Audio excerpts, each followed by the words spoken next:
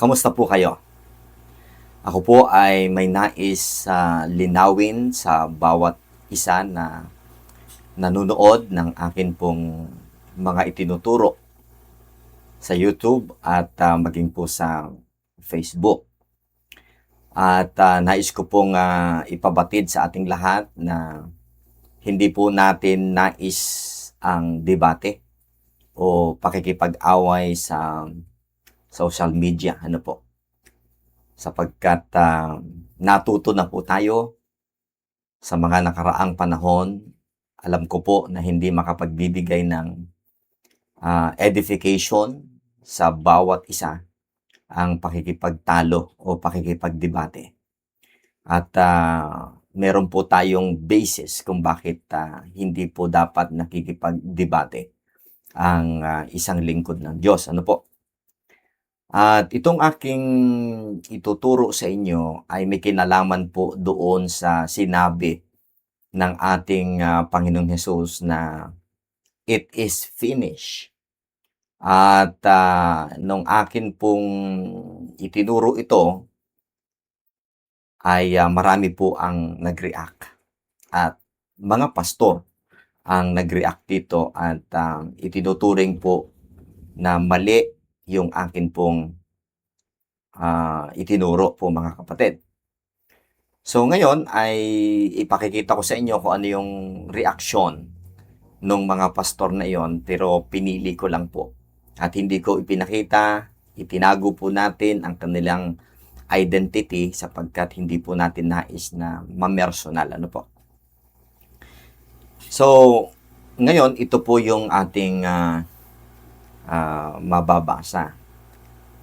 Okay? Sabi po niya, ang issue po dito ay tungkol doon sa pagtuturo ko tungkol sa sigaw.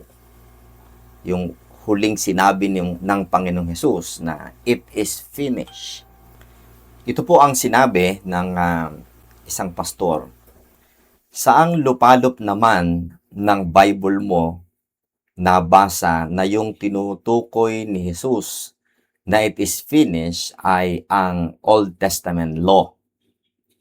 Kasi yung normal na tao, ang unawa dyan ay tinapos na ni Jesus ang pagtutubos sa kasalanan ng mga Old Testament people sa pamamagitan ng pag-aalay nila ng mga walang kapintasang hayop para sa kanilang kasalanan at paulit-ulit na ginagawa nila noon. Taon-taon. So, kung ating uunawain ito, ay may hugot, ano po. Sabi po niya ay, kasi yung normal na tao, ang unawa dyan. So, alam niyo na ang ibig sabihin niya. Sinasabi niya na hindi tayo normal o abnormal tayo. Anyway, ipagpapasa Diyos ko na po yan, mga kapatid. Bahala na ang Panginoon. Ano po? And ito pa yung sinabi ng iba, sablay talaga si M.A. Ramirez. Ang it is finished, yung ginawang kaligtasan ni Kristo, tapos na. So dito po, ang pangunawa talaga nila, nung sumigaw ang Panginoong Hesus na it is finished, ay tapos na ang katubusan, yung redemptive work ng Panginoong Kristo. Ano po? At meron pang isa, sinabi po niya, sablay yung nilatag mo na Matthew 5:17 to 18. Ayon sa talata, dumating si Jesus para tuparin ang kautusan at mga propeta. Hindi po sinabi sa talata na tinapos ni Jesus ang Old Testament law. Malayo sa reference yan sa it is finished. Si Jesus na sulat ni John. Finish means completed. Completed what? Completed the work of redemption. Nakita niyo po malinaw na malinaw ang paniniwala ng pastor na ito ay tapos na po ang gawa ng pagtubos.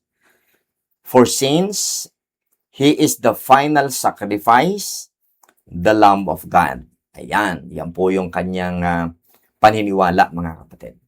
So, ang lahat po na yan ay natanggap natin na puna sa atin pong pagtuturo. At hindi po natin nais makipagdebate, hindi po natin nais mamersonal, kaya itinago po natin ang kanilang identity, mga kapatid. Ako po ay nagnanais na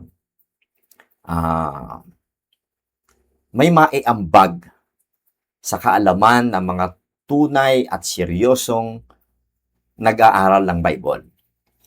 At sabi po ng ating Panginoong Hesus, love thy neighbor as thyself. Ako po ay nag-i-enjoy sa akin pong pag-aaral ng Word of God.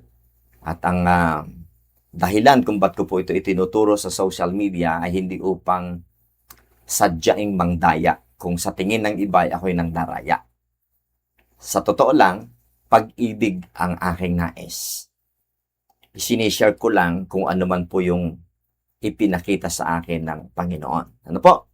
So, again, hindi ko nais ng debate at hindi ako nagpaplano na makipag-debate. Ano po? Dahil, bakit? Dito po sa 2 Timothy 2:24 hanggang 26, ito po ang sinasabi ng Word of God.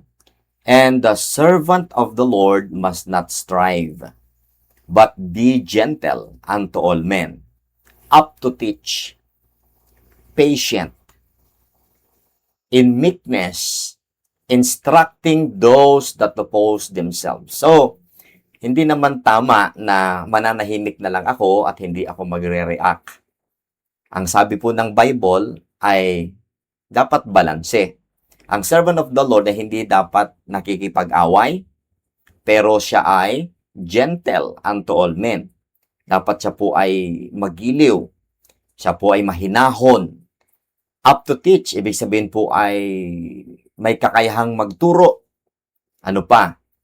Siya po dapat, mga kapatid, ay mapagtimpi or mapagtiis, patient. Okay? In meekness, so dapat maamo. Yun po ang sabi ng Bible. Dapat hindi pumapatol sa mga masasakit na mga salitang binabato sa atin. Sabi diyan, in meekness, instructing those that oppose themselves. Bakit? If God peradventure will give them repentance to the acknowledging of the truth, and that they may recover themselves out of the snare of the devil, who are taken captive by him at his will.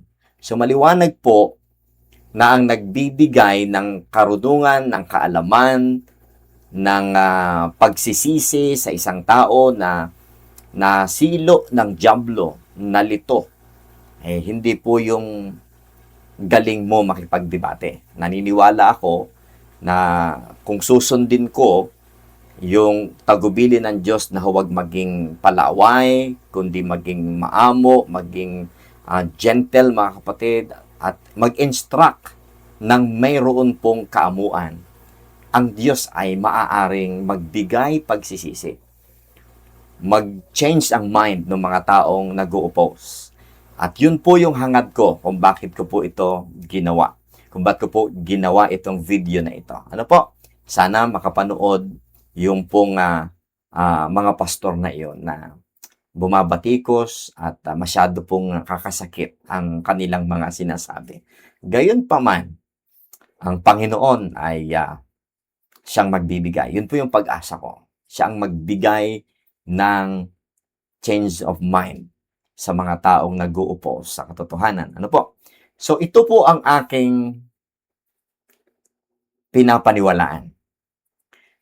Tungkol po doon sa It is Finished. Ito po yung aking sinasandalang mga talata. At ipakikita ko po sa inyo. Ano, mga kapatid? Ang pinakapamagat ng ating pagtalakay ngayon, it is finished.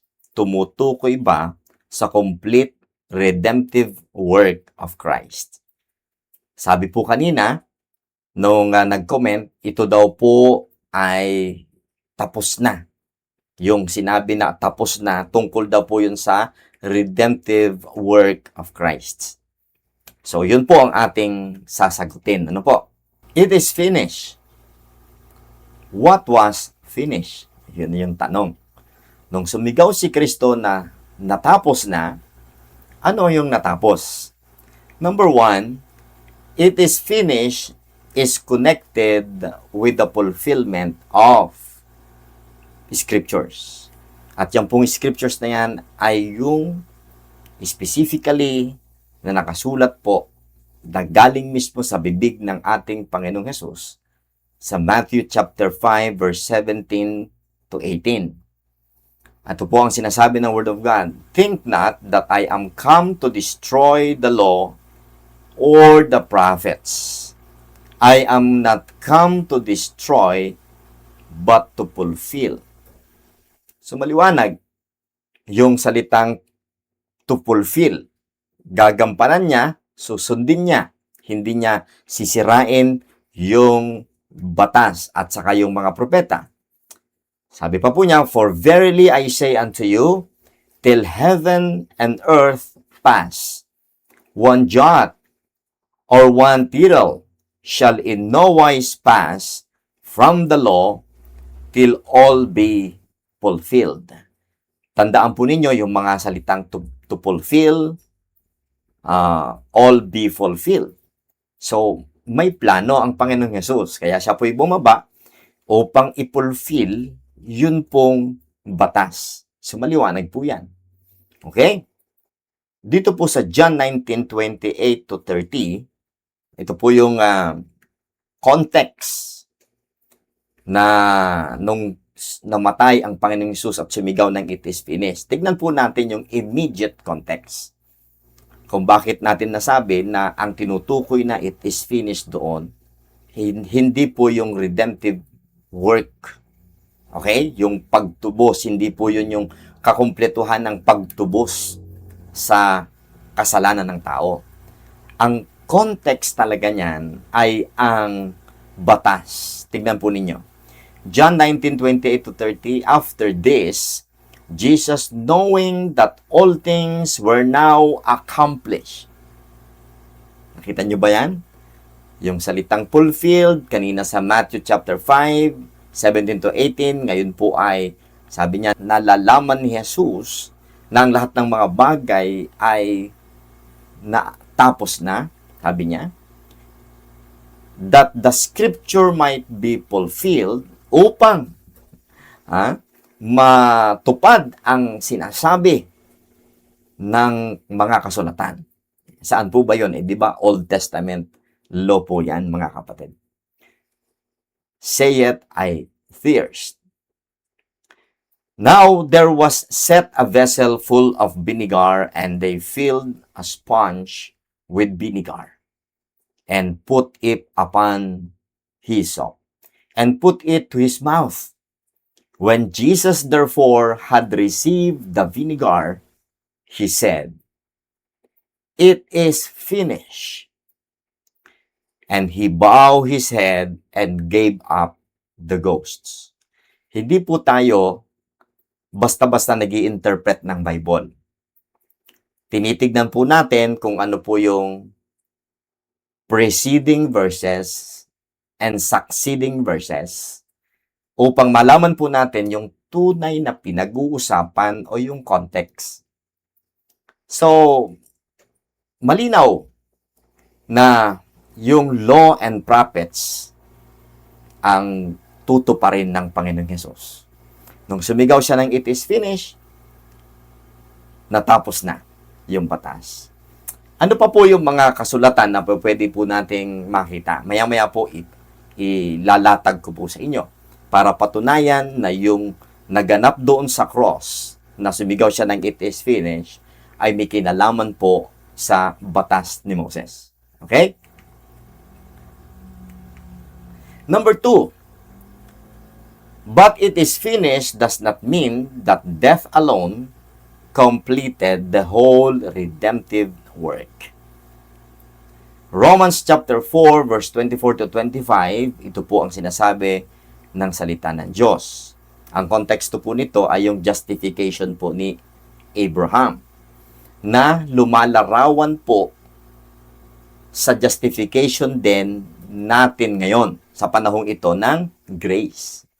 Ito po ang sabi ng Word of God, but for us also.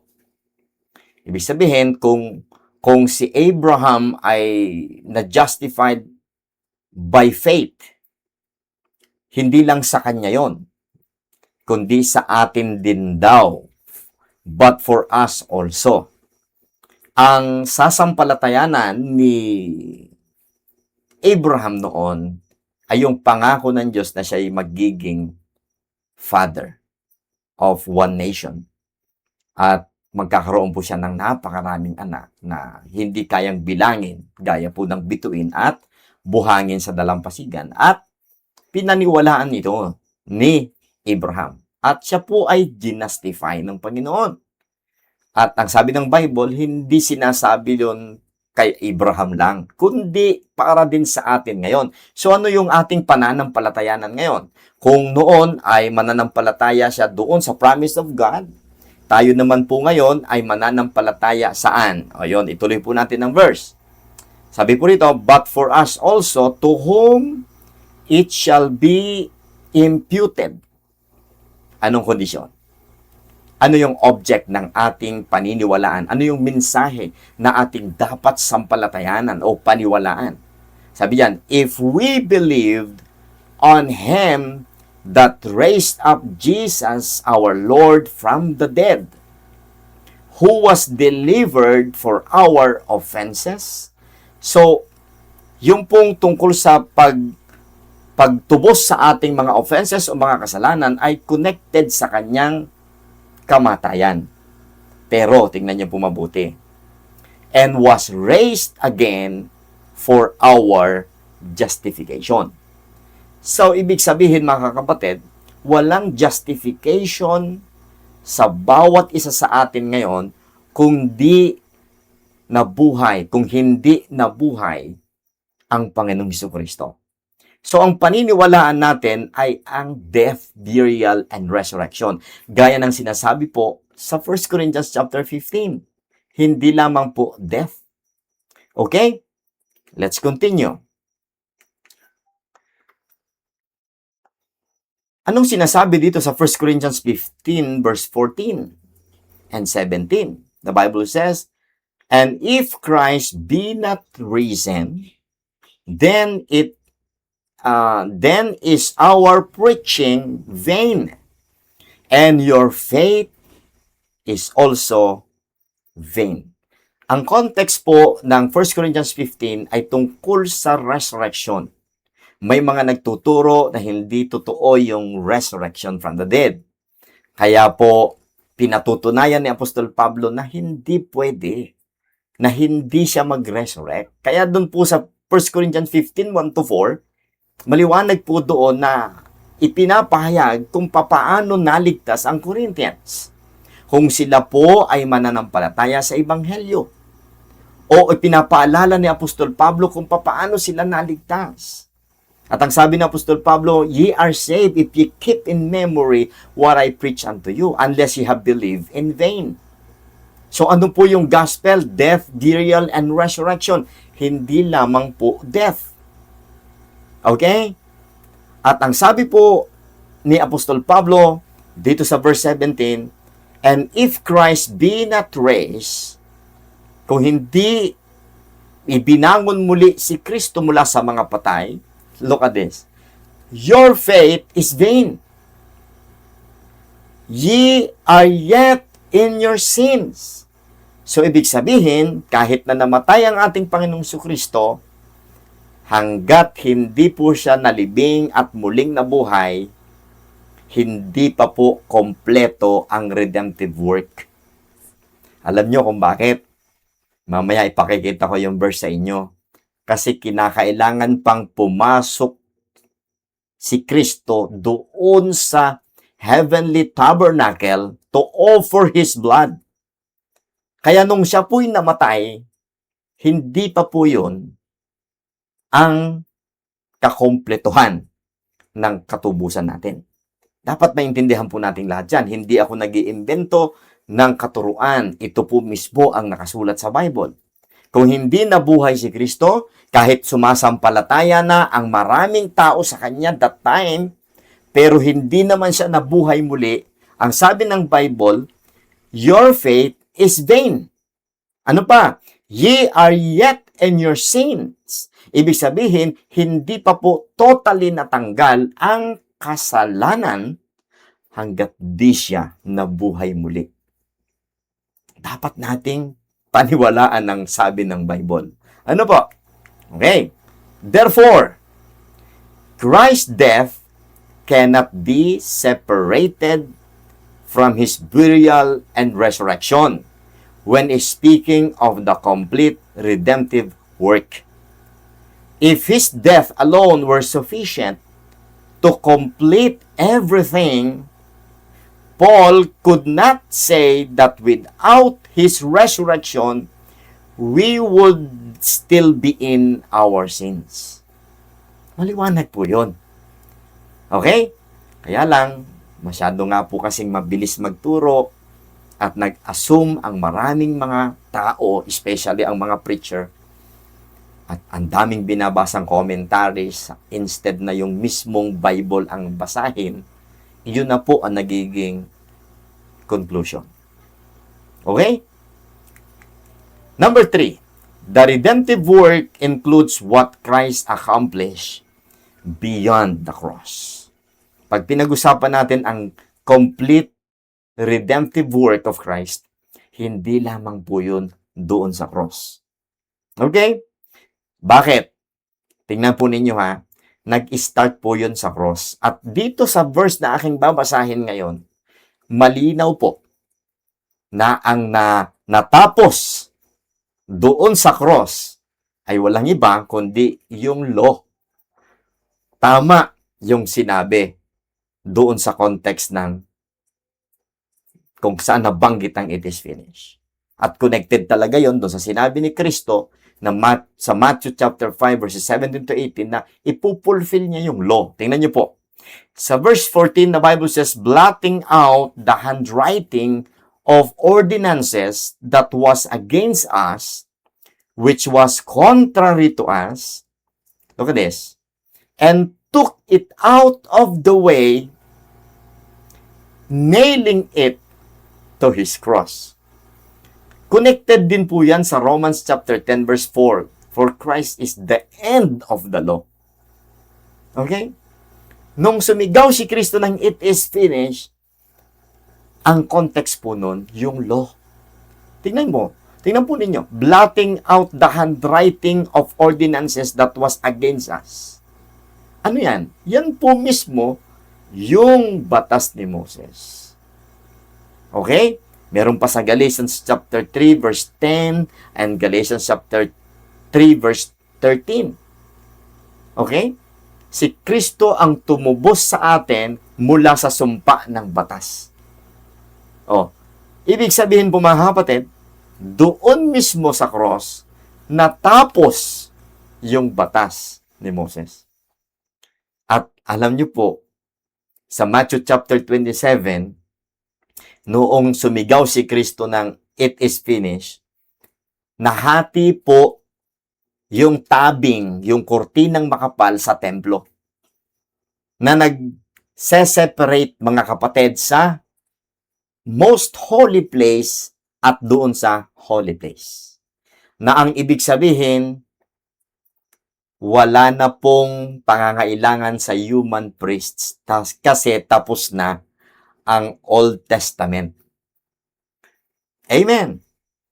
Kaya po, maliwanag mga kapatid na nung sumigaw si Kristo ng it is finished, again and again, ang sabi ng Bible, hindi ako ang nagsabi, tapos na yung batas ni Moses. Hindi pinag-uusapan yung kakumplituhan ng katubusan ng mga kasalanan. Bakit? Sapagkat may mga talata pong babanggain at magiging inconsistent po tayo. Tingnan niyo po, tuloy natin. And having spoiled principalities and powers and made a show of them openly, triumphing over them in it. Tuloy po natin. Alam niyo po ba, nung si Kristo po'y nabuhay muli mula sa mga patay, ayaw niyang pumayag na hawakan siya ni Mary Magdalene. Nandyan po yan sa John 20 verse 17. Isang talata lang po ang aking binigay, pero pwede niyong basahin ng buo para makita niyo yung context talaga. Nung nais hawakan ni Mary Magdalene ang Panginoong Hesus, ang sabi ng Panginoong Hesus, Jesus saith unto her, touch me not, no limitang here.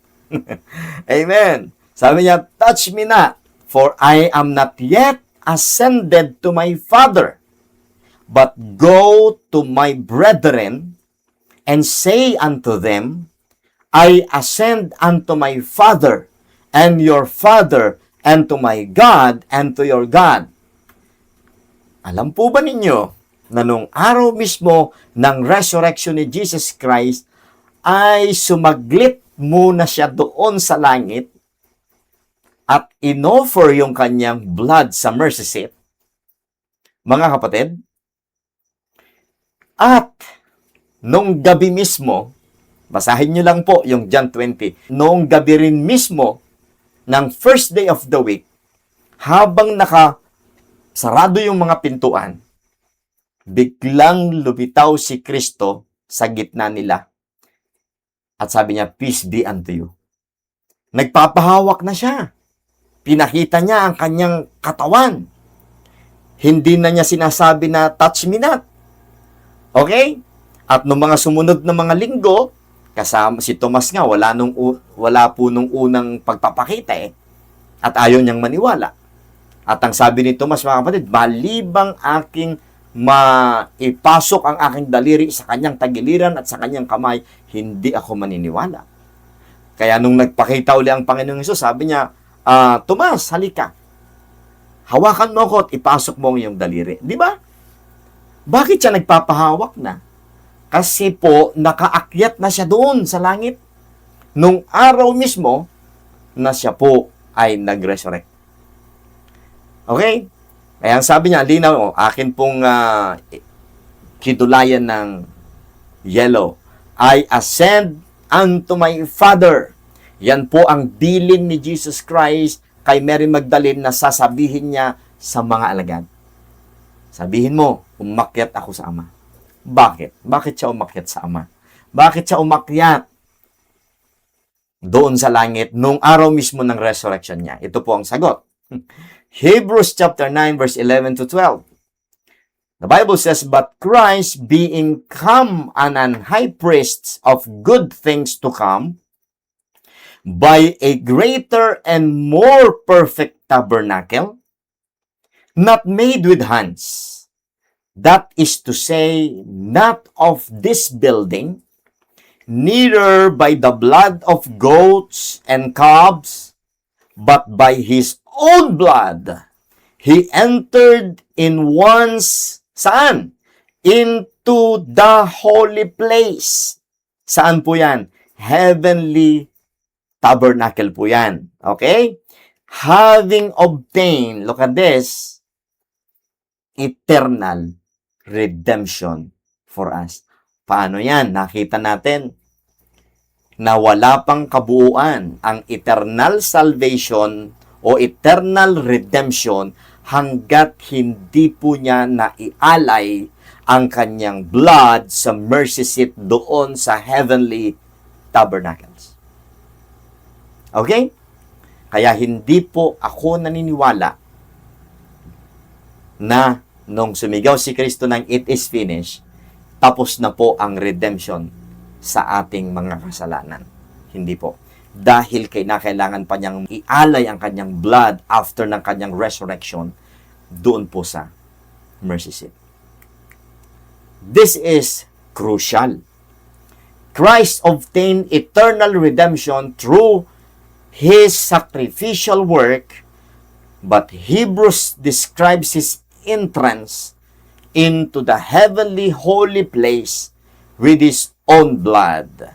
Therefore, the complete redemptive accomplishment cannot properly be reduced to the moment of His death alone. The complete redemptive work of Christ must be understood in the full biblical sequence. Death, burial, resurrection, and then heavenly presentation. Kung wala po yung heavenly presentation ng kanyang blood, wala pong complete redemptive work of Christ. His death paid the sacrificial price. His burial confirmed His genuine death. His resurrection was essential to justification, kagaya ng binasa natin sa Romans chapter 4 verse 24 and 25, and victory over death. His heavenly entrance with His own blood is described, basa po natin kanina, in Hebrews 9:11 to 12. Again, ano po ba ang gospel of salvation na naging dahilan kung bakit naligtas ang Corinthians, ang Ephesians, at maging tayo ngayon? Tingnan po ninyo, death lang po ba ang sabi ng Bible? At ang sabi ni Apostle Paul, dapat mag-keep yun sa kanilang memory. Kasi pwede po silang sumampalataya ng walang kabuluhan. Kaya kung hindi malinaw ang ebanghelyo sa mga taong tumanggap daw nito, pinasunod lang sa prayer, pero hindi na unawaan ng lubos yung kasapatan ng ginawa ni Kristo, pwedeng sumasampalataya sila pero in vain. Why? Sapagkat ang gospel ay ito. 1 Corinthians 15:1-4. Moreover, brethren, I declare unto you the gospel which I preach unto you, which also ye have received, and wherein ye stand, by which also ye are saved. Anong proof? If ye keep in memory what I preach unto you, unless ye have believed in vain. Ano nga po ang elements of the gospel? For I deliver unto you first of all, which I also received, how? Mahalaga po yung how. Mahalaga po yung how. Dapat maintindihan ng ating sinisiran yung how of the gospel. At hindi lang po death yun. Hindi lang po yung death ni Kristo yun. How that Christ died for our sins. Wala po yung blood dito. Pero alam naman natin, because of the word how, pag atin pong inusisa kung ano bang nangyari sa kanyang kamatayan, anong nangyari sa kanyang pagkalibing, at anong nangyari sa kanyang pagkabuhay muli, dun po magkakaroon ng complete hope ang tao. Kaya hindi po basta-basta ang mag-share ng ebanghelyo. Hindi po pwedeng bara-bara.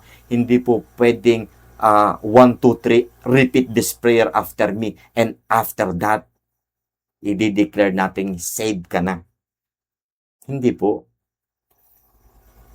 Hindi nga pinasunod sa prayer ni Apostol Pablo. Wala ngang sinabi dyan na nag-preach ako sa inyo ng gospel at pinatanggap ko kayo, pinasunod ko kayo sa prayer. Wala po eh. Wala. Hindi ganyan ang pangangaral ni Apostol Pablo. Yung ginagawa ng marami ngayon, pagkatapos mag-preach, sumunod ka sa panalangin ito ng pagtanggap. Wala kayong makikita na ginawa ni Paul yan kahit isang beses. Wala. Okay? Now, let's continue. How that Christ died for our sins according to the scriptures, and that He was buried. Ito yung sinasabi ni Paul na dapat tandaan nyo. Dapat ito yung nasa isip nyo. Ito yung hindi mawawala sa inyong alaala. Hindi dapat mawaglit sa inyong alaala. Sapagkat maaring maniwala kayo ng walang kabuluhan. Tanong, gaano kadaming sumasampalataya sa panahon natin ngayon na in vain? because they don't really understand. They don't really understood the gospel of their salvation. Okay? And that he was buried and that he rose again the third day according to the scriptures. Do you know what is the how of the gospel? That is very important. Ano pa? Paano na-save itong Ephesians? Ephesians 1:13.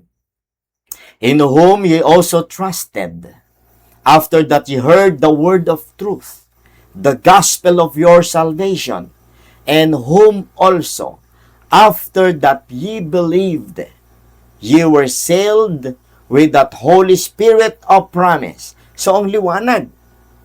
Paano naligtas ang Ephesians? Sabi niya, sa kanya'y nagtiwala rin kayo. Si Kristo ang tinutukoy dyan na home. Kailan? After they heard the word of truth. Ano ang word of truth? The gospel of your salvation. Ano yung gospel of your salvation? Ano yung elements ng gospel of your salvation? Death, burial, and resurrection. Kababasa lang natin. At anong ginawa nila doon sa gospel? In whom also after that ye believed. Sabi niya, nung araw na kayo, nung oras, yung moment na kayo'y nagtiwala, sumampalataya, walang sinabi dyan na nag-sinner's prayer sila, ha? Hindi po nagpatanggap si Apostol Pablo kagaya ng ginagawa ngayon. Ang pagtanggap kay Kristo ay paniwalaan na siya'y namatay, nilibing at muling nabuhay at sapat na yung kanyang ginawa. Ang paniwalaan po, yung ginawa ni Jesus Christ at pagtiwalaan si Kristo bilang nag-iisang tagapagligtas. Yun po ang pagtanggap sa bagong tipan. Hindi po yung modernong pagtanggap na pumasok ka sa puso ko. Wala pong ganyan na tinuro si Apostol Pablo. Okay? Sabi diyan, in whom also after that ye believe, ye were sealed with that Holy Spirit of promise. Automatic, nung sila'y sumampalataya, isinugo ng God the Father ang Holy Spirit, Galatians 4:6, sa mga nagsisampalataya. Malinaw, mga kapatid. Yan po ang kaligtasan. Ang sampalatayanan, ang death, burial, and resurrection ni Jesus Christ. Ngayon, ito po yung tanong. Are you truly and biblically saved? Masasagot niyo po ba yan ng yes? Are you truly and biblically saved? I hope na naging maliwanag po sa inyo. Yung mga tao na ang bilis humatol at nagsasabing ako po ay nagpapakalat ng maling teaching, tignan nyo nga po sa Bible kung hindi totoo yung aking sinasabi. Marami pong salamat sa inyo pong pakikinig. I hope na natulungan ko po kayo. At kung sakali na hindi po tayo parehas ng pananampalataya, ng paniniwala, sana naman maggalangan tayo sa isa't isa. Ipag-pray niyo ako. At ang sabi po doon sa binasa natin kanina sa 2 Timothy chapter 2, ay in meekness, in gentleness, instructing those that oppose themselves. At bahala ang Diyos magbigay ng repentance. Okay? Kung sa tingin niyo mali ako, pag-pray niyo ako, turuan niyo ako. Okay po? Thank you so much. I hope na ito po'y naging pagpapala sa inyong lahat.